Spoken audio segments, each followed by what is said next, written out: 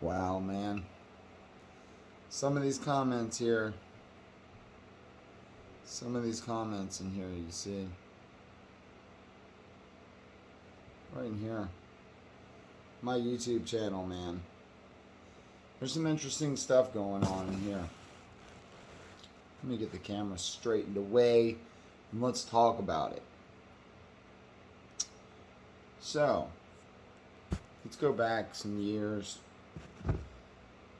back to the S5, the Samsung Galaxy S5 and the S4, and we got phones exploding next to people's faces, in their purses, next to their beds. It's this time. Then we move on from that. Samsung makes you return phones, and yeah, we move on from that and we move into the S6. Wow, and the S6 Edge, and then the S6 Edge Plus, and then we move into the S7 and the S7 Edge and the S7 Edge Plus, and those different colors that they came out with those two series of phones, man. And all in this same time, the iPhone 3, the iPhone 3G came out, and then the iPhone 4 and the iPhone 4S. So you're looking at around the same time the S5, the S6 and the S6 Edge was coming out,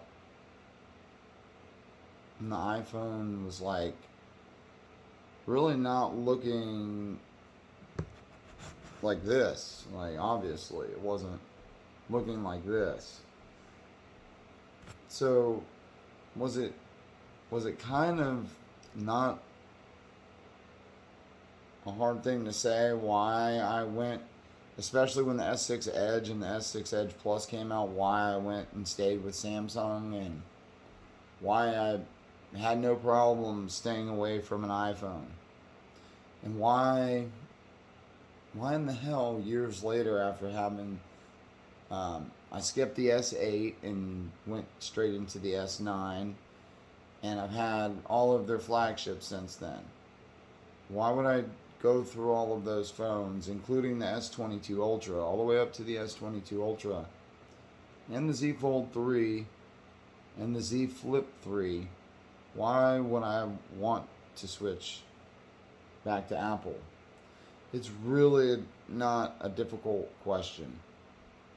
It really isn't when you think about it. It's not to deal with, for the majority, any of the quality, because both of these companies, Samsung, iPhone, Apple, you guys really make, in your own different ways, great devices that do great things in just great different ways. It wasn't about that.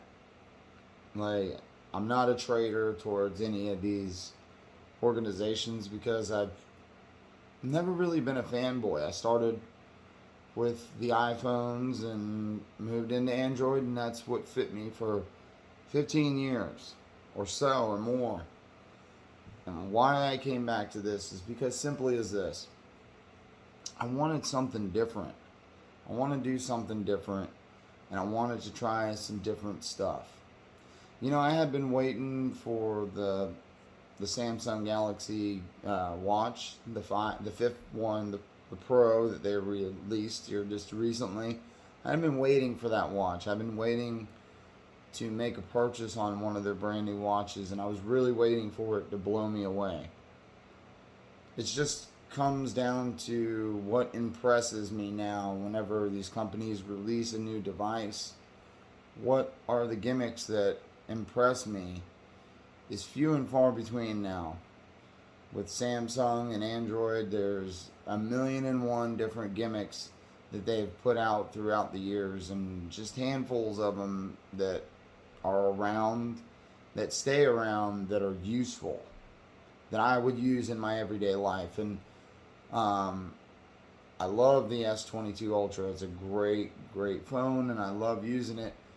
I've told you guys before, I just am not a heavy S Pen user, and that's just not a part of of life with me. I'm not going to be pulling it out and doodling all over the place. I'm not really heavy into art.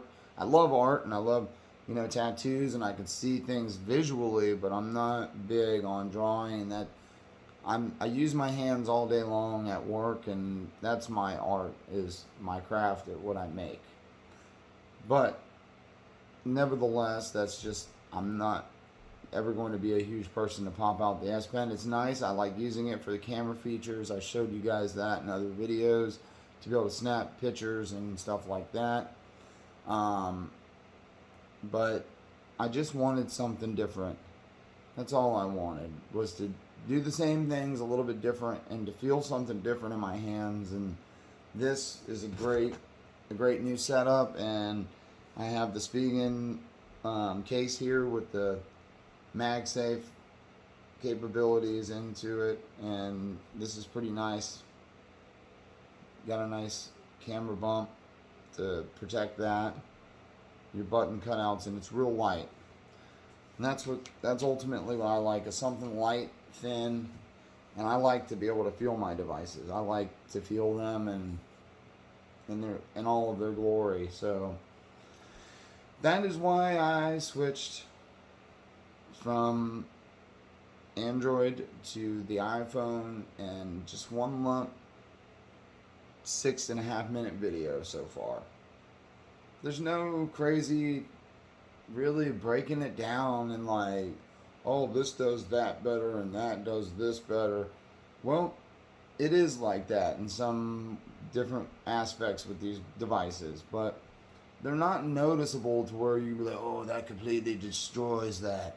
That is why I have to have that. No, it's just small, noticeable, nice, subtle, little great things that make a device work for you and make it fun to want to pick up and to show people different stuff and to swipe through and just do whatever. Whatever's fun for you, do it. And however you do it the way that you want to. And I got my coworkers and people in my life that are just like, why do you have to have the new flagship, the best of everything, every time it comes out? It's not always like that. When they release good stuff, it seems like that.